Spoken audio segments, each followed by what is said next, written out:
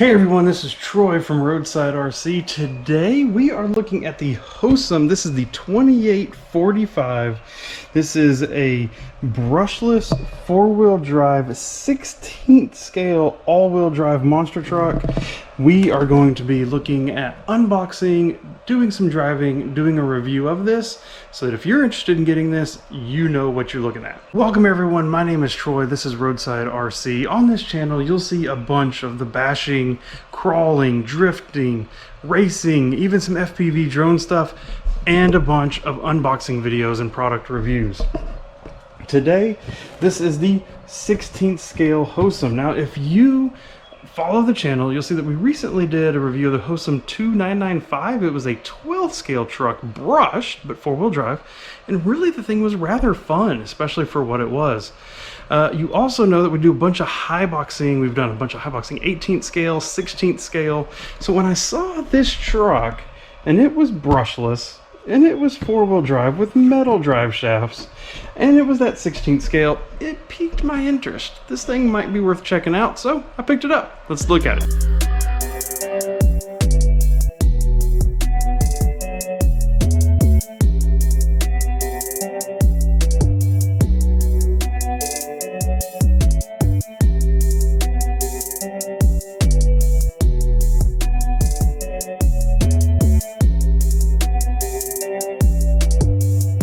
Here's all of what you have in the box. So obviously the truck itself looking rather nice, actually. I kind of like this scheme on here. If you can't tell yet, it's actually a clear body with graphics on it. Like, you can actually see through that. Check that out.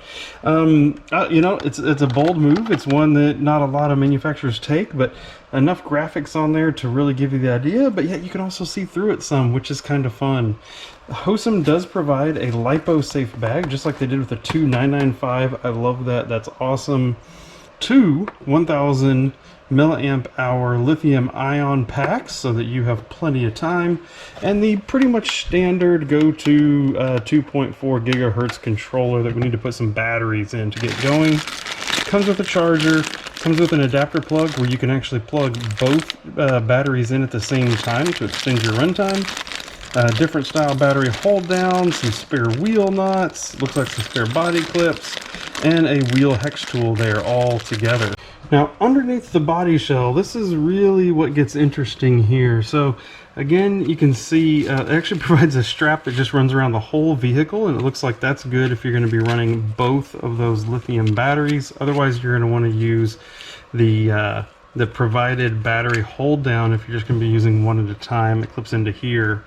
So similar-ish chassis to what we've seen before, 2-in-1 receiver and ESC unit, but those 3 wires go into that motor. That is an official brushless motor, so we'll have to see how much power we really get out of it. Otherwise, control arms design look nice, center chassis ridge. When I look inside, yes, I'm seeing a metal center drive shaft, metal drive shafts on all 4 corners, so that is very nice indeed. The shocks look like some very nice units, capped, but when I'm looking at them individually, and when we see here, it is still just a friction shock. There is no oil, there is no rebound in that. So just like I did for the high boxing 16th scale, picking up a set of oil-filled shocks for this would make this drive significantly nicer.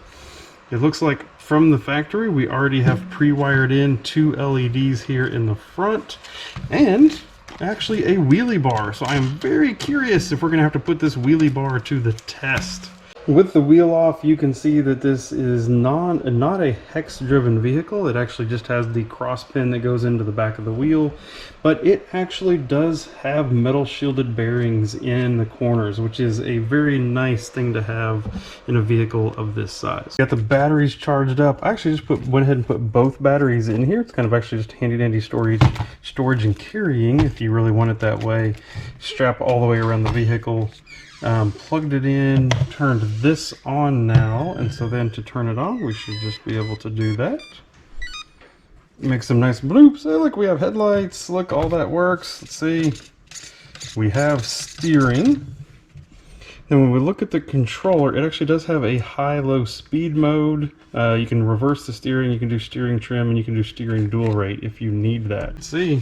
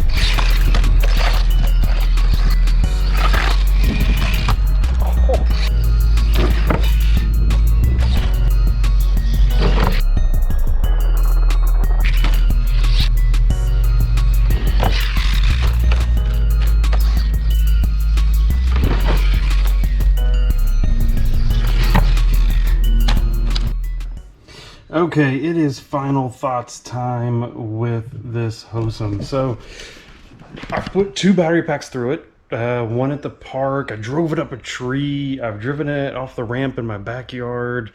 We've done donuts. We've run it around on smooth surface, and it's done well, right? There's no question about that.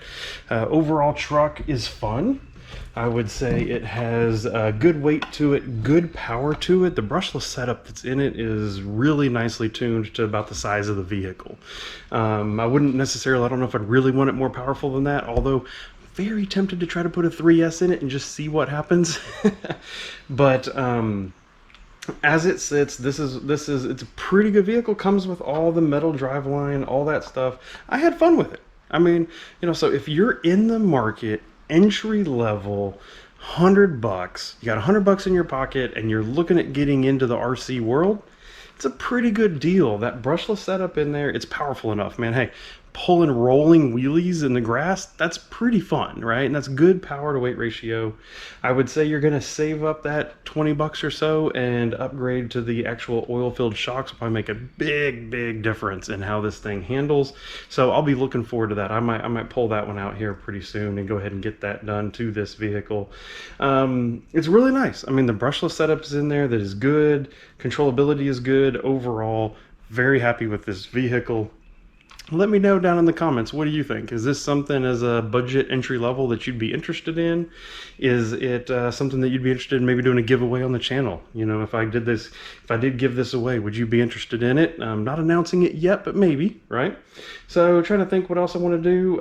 Wheelie bar on this thing is definitely necessary. It likes to get airborne. I am very curious to take this thing to the skate park and just do a bash session with it and just true durability test of it, because it took some pretty big jumps and some pretty nasty crashes while I was driving it around. So it might do really, really good at the skate park. It might be a blast.